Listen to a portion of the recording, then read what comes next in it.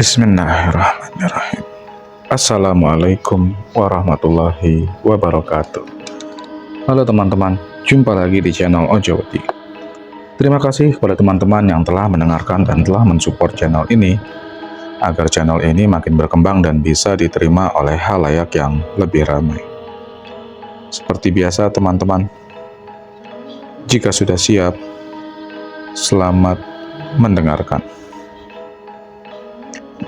Semarang. Beberapa hari yang lalu, Ane terduduk diam di bangku kerja, tempat Ane bekerja sekarang ini. Meja yang penuh dengan coret-coret ide-ide konyol seputar dunia ekspor-impor, sungguh memaksa Ane untuk segera merealisasikannya dalam bentuk yang nyata. Ya, begitulah hidup sebagai karyawan kantoran. 1 kali 24 jam dalam sehari seakan masih belum cukup rasanya bagi Ane. Ketika rekan-rekan yang lain memilih untuk pulang dan beristirahat, Ane sendiri masih ngeyel untuk stay di kantor demi deadline konsep pribadi yang tentunya akan menambah pundi-pundi penghasilan ke depannya. Amin. Sekalian berharap dapat uang tambahan lembur gitu. Ya, baca ya bos. Jujur, Ane lebih nyaman aja jadi pekerja di malam hari. Karena disinilah waktu-waktu untuk fokus itu bisa didapat. Karena keasikan bekerja inilah yang terkadang memang membuat orang menjadi lupa waktu. Kondisi inilah yang membuat Ane pribadi lebih sering stay di kantor sampai semua urusan kerjaan kelar. Ditambah lagi kesibukan lain yang hampir sebulan ini Ane lakuin di sela-sela jam lembur Ane. Tapi memang Ane akui ada beberapa kejadian unik saat Ane menulis banyak cerita-cerita misteri. Ini menjadi sebuah alasan pribadi kenapa Ane berhenti sejenak dari nulisin cerita-cerita misteri. Pulang dulu ya Genta. Suara-suara teman kerja Ane yang Ane dengar setiap jam 5:30 sore beberapa hari ini. Dipamitin itu jujur rasanya nggak enak banget. Kenapa? Karena setiap melihat pintu kantor di belakang, udah kebayang banget hari ini. Habis ini bakalan pulang, pusing, mikir, dan lebih mantepnya lagi sendirian. Tapi ya mau gimana lagi lah, udah kewajiban yang harus dijalani. Oh iya, jarak kos Ane sama kantor itu deket banget, tinggal jalan kaki 5 menit nyampe. Jadi sebelum lembur Ane sempetin dulu tentunya buat mandi di kos dan lain-lain. Pokoknya yang perlu kalian tahu, Ane udah ready lembur di kantor. Gitu ya. Sekitar jam 6:30 malam gitu, Ane udah ready buat lembur. Tapi tidak lupa beberapa bungkus sari roti dan susu botol tentunya yang selalu setia menemani Ane di depan monitor. Pokoknya sampai detik itu, Ane berasa kayak pekerja multitasking beneran deh. Kerjaan demi kerjaan mulai terangkum rapi sambil sesekali Ane tulis cerita-cerita horor. Ada nggak sih dari kalian yang ngerasa sering parno waktu lagi ngerjain aktivitas sendirian? Ya setidaknya hal-hal tersebut terjadi kepada Ane malam itu. Gludak, gludak, gludak, gludak. Suara dentuman terdengar dari lantai 2 kantor Ane. Ane yang udah terlanjur fokus berusaha untuk tetap positive thinking. Anggap aja lah ya, itu suara tikus yang lagi kejar-kejaran. Karena samping meja Ane, persis itu tangga ke lantai 2. Nggak sedikit pun Ane ada niatan untuk mengalihkan pandangan Ane dari layar laptop. Jujur aja ya, setegar-tegarnya Ane selama ini yang namanya parno itu pasti ada. Apalagi kondisinya lagi nulis cerita-cerita horor kayak begini. Tulisan demi tulisan Ane rangkai. Suara tadi nggak kunjung juga berhenti sampai 2 jam. Dalam hati ada juga rasa penasaran buat naik ke lantai 2 untuk mencari tahu atau seenggaknya yang ngambil sapu terus nyodokin ventilasi biar suara itu cepetan hilang. Tapi karena pikiran udah kemana-mana, bayangan Ane udah ke yang ada anak lari-lari lah, atau mungkin sesuatu yang menggeliat-geliat. Just let it go. Mungkin karena saking pengen cepat ngelarin cerita kali ya, Ane jadi nggak terlalu peduliin suara tadi. Biarpun kenyataannya, suara tadi malah makin kencang dan menderit-derit tepat di atas kepala Ane. Terkadang juga rada pelan seperti orang jalan, tapi Ane sendiri masih mikir dan masih mencoba positive thinking aja, nggak bakalan terjadi apa-apa. Waktu menunjukkan pukul 12 lebih sedikit. Dengan mental yang berpura-pura baja, akhirnya kelar sudah tulisan cerita Ane di diari misteri berjudul Vakansi. Hawa kantor mendadak bisa berasa sumpek banget padahal AC nyala pas di depan Ane. Percaya nggak percaya, Ane sampai buka beberapa kancing baju ala om-om hidung belang gitulah. Nggak ada mikir aneh-aneh lagi deh. Pokoknya karena setelah Ane posting beberapa cerita Ane bakalan langsung balik kos buat istirahat.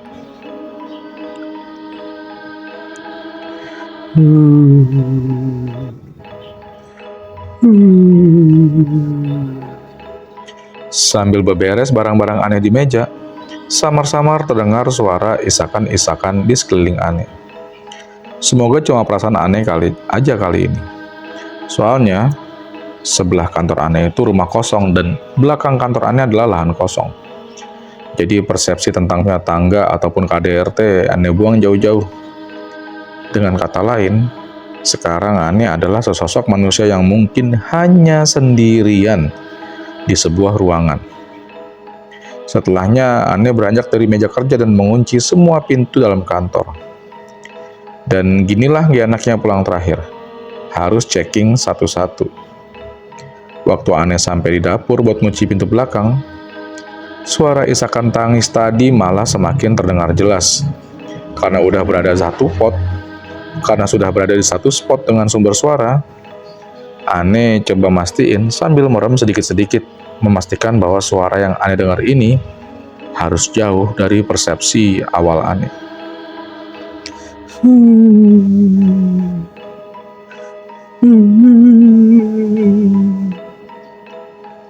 Antara shock dan kaget.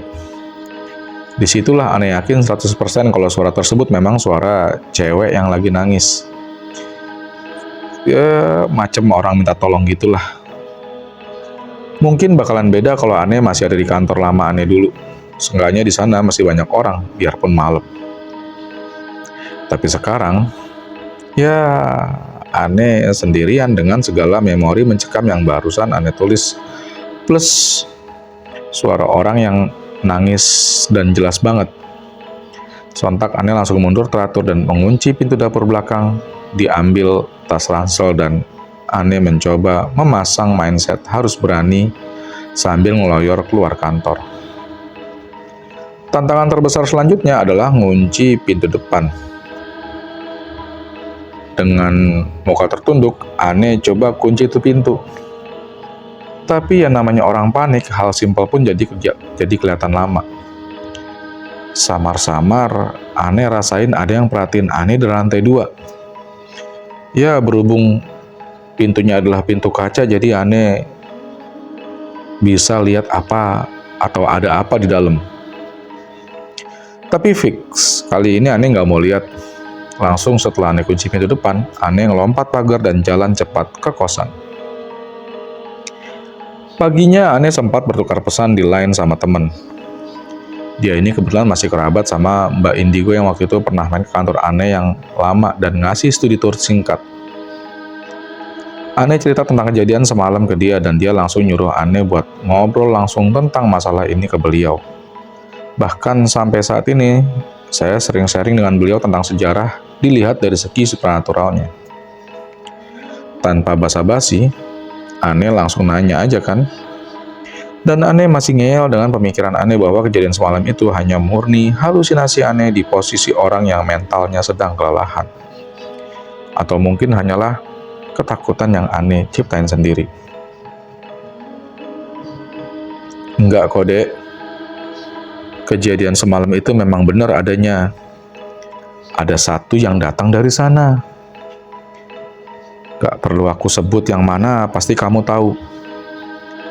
Mungkin dia mau minta tolong ke kamu, atau mungkin ke orang lain.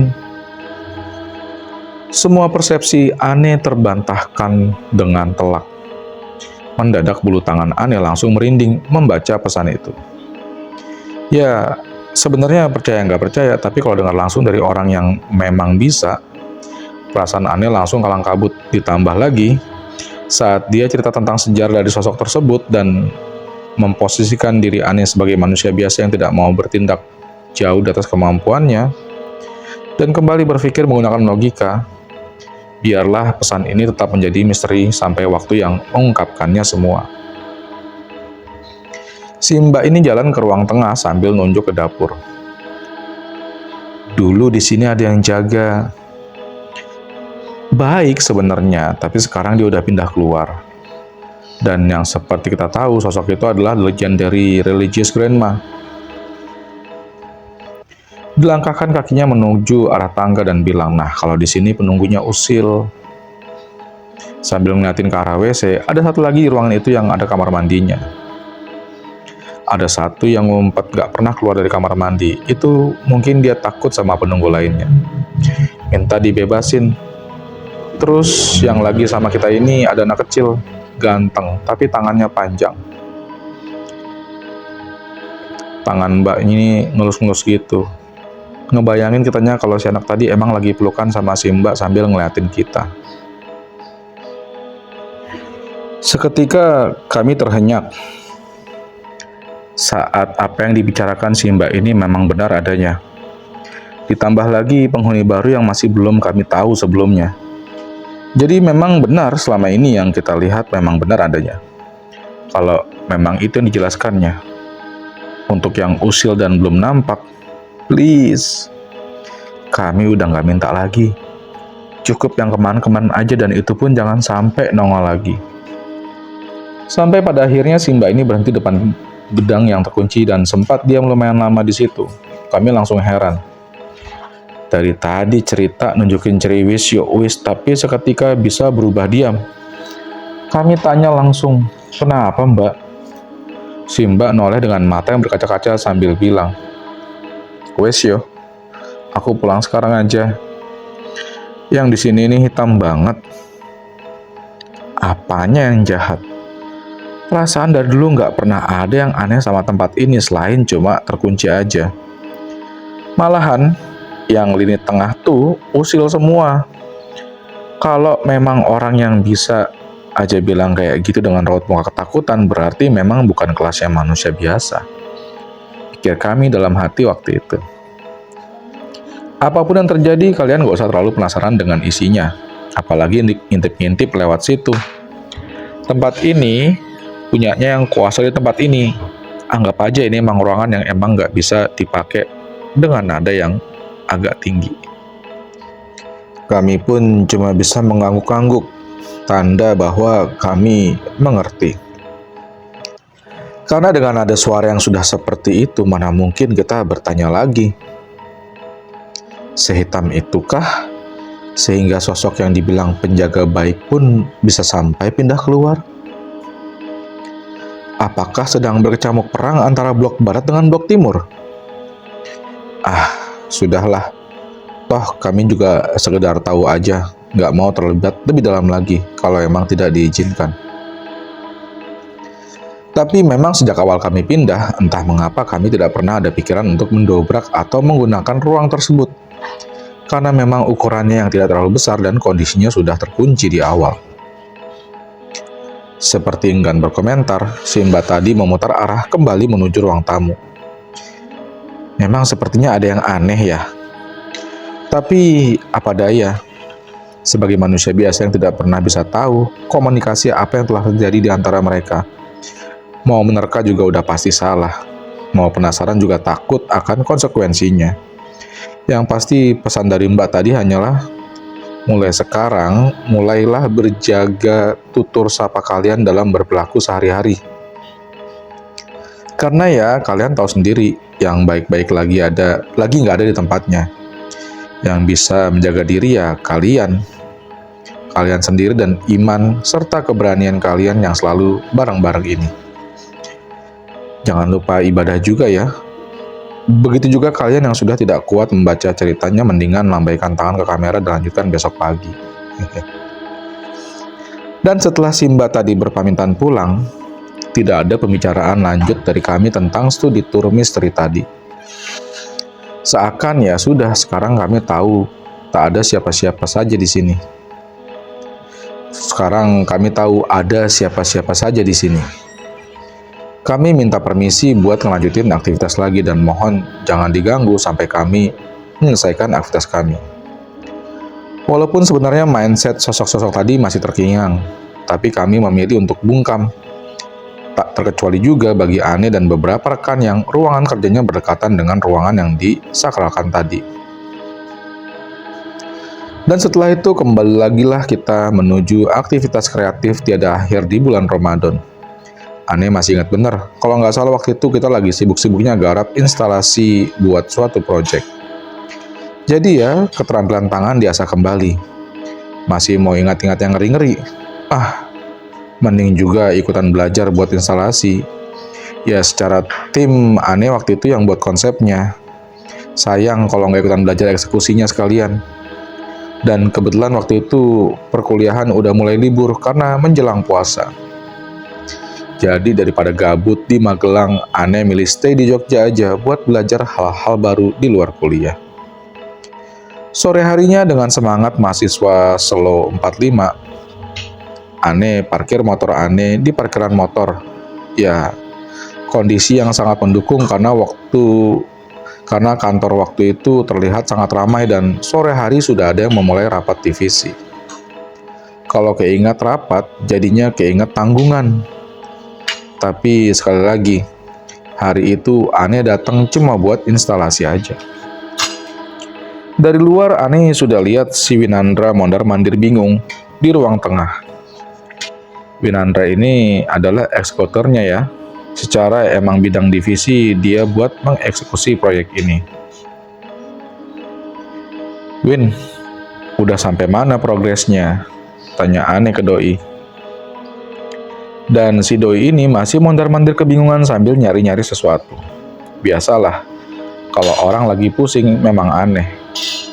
Melihat reaksinya si Winandra yang lagi bingung, ya udah, Ane sekalian aja jalan ke ruangan dia buat ngeliat langsung progresnya udah sampai di mana. Dan gak ada 10 detik Ane jalan ke ruangan, Ane terkejut. Gimana Gen? Dari mana aja? Bagi rokok please. Pusing banget aku kerjanya banyak kayak gini. Tanya Winandra ke Ane. Lah, barusan yang ada di ruangan tengah itu siapa? Toh selama perjalanan ke ruangan ini nggak ada Ane lihat dia lari dari arah manapun ke arah ruangan. Apa ini yang waktu itu dialami sama Mas Umar waktu kejadian ngeliat kembaran Ane? Well, perasaan curiga dan takut waktu itu memastikan mana yang asli sama yang enggak. Wah, maaf banget Win, rokokku tinggal sebatang. Barengan aja ya?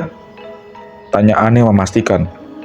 Soalnya Ane tahu respon dia biasanya dengan kondisi seperti ini. Jangan Gen, aku pusing banget. Udah sini, rokoknya aku beli aja. Jawab dia seperti biasanya. Dan Ane yakin Winandra yang ada di ruangan Ane sekarang ini adalah yang asli. Lalu siapa yang Ane lihat di ruangan tengah tadi? Ya, anggap aja lah itu bonus. Ane juga nggak mau asal nyeletuk, karena kebetulan isu mistis sudah agak berkurang waktu itu. Simpan dalam hati sajalah. Toh, melihat wujudnya juga cuma teman sendiri kan? Bukan sesuatu yang menyeramkan. Walau dalam pikiran Ane sih, siapa sebenarnya yang di sini ya? Bisa jadi orang-orang sambil nyalain rokok yang diumpeti dan ngecek progres instalasi tadi.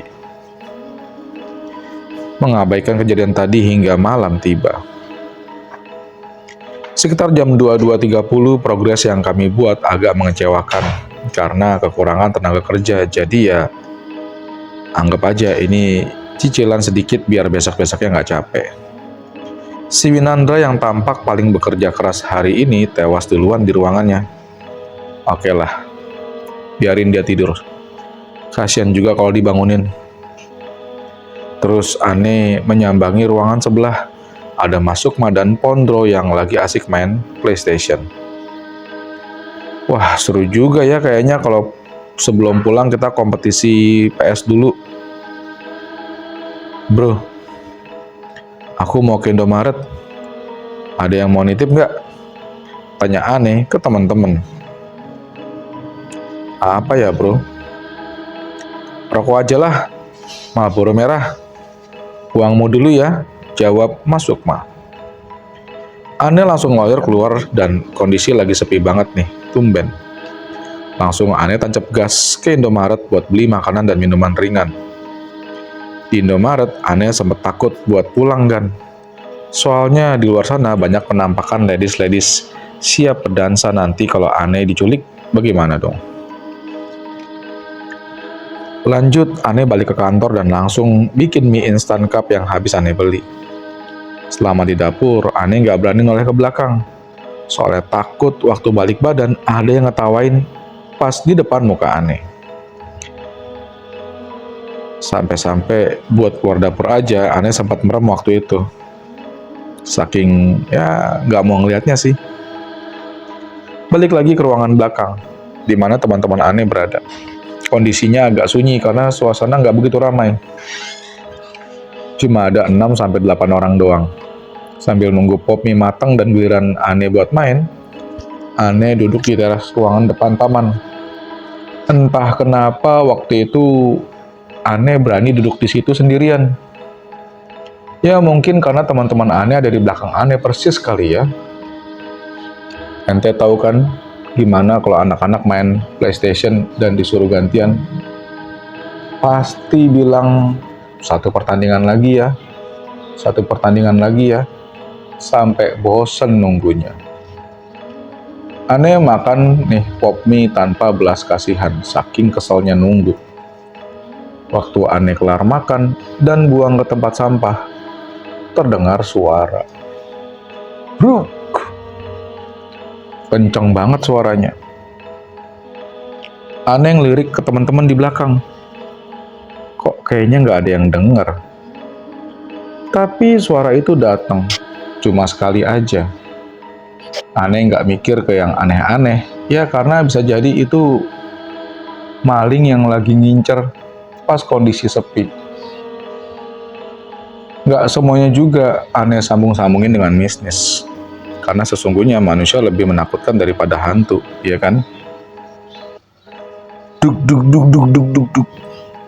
Suara yang terdengar tadi sekarang seperti suara benturan tanah ke lantai.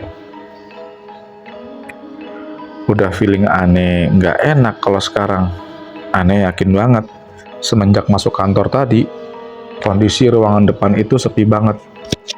Cuma ada 2 orang dan mereka pun orangnya internet holic yang jarang beranjak dari medannya. Tuduhan Ane langsung ke teman Ane yang mungkin ngusilin Ane nih, pas lagi duduk sendirian.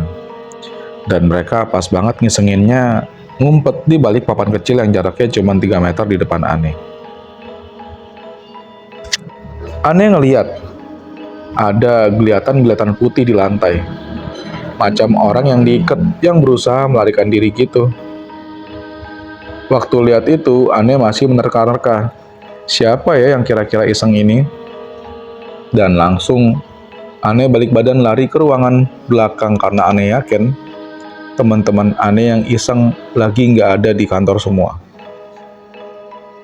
Ane tarik-tarik pundak teman Ane yang lagi main PS di komputer sambil berteriak pelan. Mas, itu apa mas? Sambil ngelirik sedikit untuk memastikan objek tadi masih di pandangan Ane. Sambil Ane paksa mereka buat tiduran di lantai. Apa sih Gen? Apa? Tanya Mas Sukma kebingungan. Itu loh mas. Itu. Poci. Hanya dengan jarak 3 meter pas Ane nunjuk itu benda. Benda itu noleh dengan wajahnya yang hitam. bermata putih masih menggeliat-geliat di depan kita. Apa itu, Gen? Hitungan ketiga kita lari bareng-bareng ya. Respon Masukma dan Pondro yang kebetulan juga mendapat bonus malam itu. 1, 2, 3. Dan akhirnya kita lari ngungsi ke ruangan yang ada orangnya sambil teriak kayak anak kecil. Sesampainya di ruangan kita langsung cerita ke teman-teman apa yang kita lihat. Karena suara dentuman tadi masih terdengar jelas. Teman-teman aneh langsung percaya aja sama cerita kita dan kita semua tiduran sambil pelukan satu sama lain, biar takutnya kebagi satu sama lain. Dan malam ini tentu saja belum berakhir begitu saja. Berat untuk membuka mata, antara perasaan dan takut, cemas tentunya. Ane merasa ada sosok wajah yang sedang menanti-nanti waktu di mana Ane membuka kelopak mata Ane. Dan benar aja, ketika Ane terbangun, Ane berada di ruang tamu dengan kondisi gelap gulita. Jika ini memang mimpi, tolong bangunkan Ane sekarang juga. Tapi seolah dipaksa untuk masuk lebih dalam lagi. Suara ribut-ribut di halaman di depan memaksa kepala Ane untuk menengok keluar. Pandangan samar-samar karena kondisi yang sangat gelap waktu itu. Ada beberapa anak kecil sedang berlarian di halaman depan, nampak di depan pandangan Ane. Anak siapa nih ya? Pikir Ane waktu itu. Dan ada satu yang aneh, yang cukup menyita perhatian Ane di alam bawah sadar Ane sekarang ini. Beberapa anak kecil tadi berjalan mundur dan menembus tembok. Apakah ini memang nyata adanya? Biarpun hanya dalam mimpi saja. Takjub dengan pemandangan tersebut, perasaan Ane makin kacau waktu itu. Gimana kalau anak kecil tadi lari mundur ke arah Ane? Gimana kalau Ane ditarik sekarang dan diajakin main? Atau mungkin masih ada anak-anak lain yang lari dari belakang dan bisa nembus Ane? Bisa ente bayangin sendiri, gimana dikejar sama begituan yang jalannya mundur. Sergap Ane langsung beranjak dari ruangan tamu untuk menyusuri setiap sudut mengharap keberadaan teman-teman Ane yang memang sepertinya tidak akan pernah Ane temukan lagi. Baru beberapa langkah Ane berjalan, pandangan Ane tersita ke arah tangga, melihat seorang wanita berparas cantik menaiki dan menuruni tangga berulang kali. Apakah ini ajakan untuk Ane melangkah bersama wanita tersebut menaiki tangga dan menemukan clue tentang apa yang ada di atas sana? Wajar jika pemikiran tersebut sampai terbesit di dalam naluri laki-laki Ane. Mengingat mimpi-mimpi zaman dulu, ya kan? Karena memang tidak ada yang aneh dari sosok tersebut di mata Ane waktu itu. Walaupun dalam perjalanannya Ane tahu jika sosok tersebut hanyalah tiruan yang menyerupai saja. Sempat memiliki niat untuk menyusul sosok tersebut. Ada satu pemandangan yang terlewat dari mata kepala Ane. Satu sosok yang tentunya mempunyai kesan tersendiri bagi Ane. Menyelinap, mengintip dari balik kamar mandi. Gelap yang sebelumnya sudah berasa sangat pengap dan memancarkan aura yang sangat angker. Kadang terisak, kadang tertawa, yang selalu menimbulkan kesan tersendiri kepada setiap orang yang merasakan kehadirannya. Dari tatapan matanya bisa Ane artikan, kamu jangan berani-berani lewat sini. Sontak, Ane terkejut karena sosok tersebut memang suatu sosok yang cukup buat nyali Ane ciut. Lalu Ane berjalan melewati dapur dan menyusuri lorong panjang tanpa penerangan sedikit pun. Di manakah teman-teman Ane di saat lagi mencekam kayak begini? Berjalan Ane menuju ruangan divisi Ane untuk mencoba mencari rekan-rekan yang lain.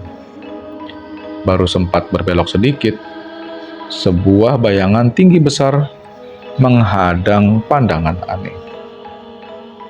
Untuk pertama kalinya Ane ngelihat satu sosok yang selama ini banyak diperbincangkan. Langsung dari mata kepala Ane sendiri. Tidak banyak deskripsi yang bisa Ane berikan di sini. Hanya sosok tinggi besar berwarna hitam. Bahkan saking tingginya, mungkin dia sampai agak menunduk mengisi ruang di langit-langit. Dengan pandangan penuh amarah, dendam, dan rupa yang memang sudah tidak bisa dijelaskan lagi, membuat langkah Ane gentar. Terlalu mengerikan. Sampai semua bulu kuduk Ane berdiri, bahkan kaki langsung melemas. Seolah dia menghalangi langkah Ane untuk berjalan lebih lanjut lagi menuju suara keramaian di halaman tengah yang masih Ane penasaran. Seketika Ane berbalik untuk lari. Di balik Ane sudah menanti sosok religious grandma yang seolah sudah mengamati Ane dari awal hingga perjalanan ke ruangan ini. Memandang Ane dan memberikan senyum kecil sambil berkata, "Ngapa kowe neng kini? Bali saiki. Kenapa kamu di sini? Ayo, pulang sekarang." Dan Ane pun terbangun dari tidur Ane.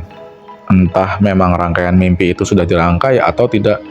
Yang jelas mimpi tersebut sudah menjelaskan ada apa dan siapa di balik bangunan ini. Waktu sudah menunjukkan pukul 10 malam. Dua pemuda datang menghampiri kantor kami. Ya, waktu itu kantor kami sempat mengadakan event kecil-kecilan untuk umum di halaman depan kantor macam garage sale, di mana kami tidak ikut andil besar dalam acara tersebut, hanya sekedar provide konsep acara dan tempat, dan sisanya adalah partisipasi dari orang luar untuk meramaikan acara. Beberapa terpal sudah terpasang dan stand-stand di area booth sudah siap untuk didekor masing-masing. Tentunya, hari yang melelahkan untuk kita semua yang sudah menyiapkan segala sesuatunya untuk event itu. Dan dalam kejadian ini, Ane akan mengambil sudut pandang dari orang lain yang datang untuk mengisi acara. Bukan dari Ane atau teman-teman Ane. Sebut saja dua orang tadi bernama Nadine dan Rico. Jadi Nadine dan Rico ini salah satu peserta event kami. Mereka memang sengaja untuk loading barang waktu malam hari, biar besoknya tinggal dekor aja di area stand mereka. Dan pilihan yang mereka ambil ini sebenarnya salah.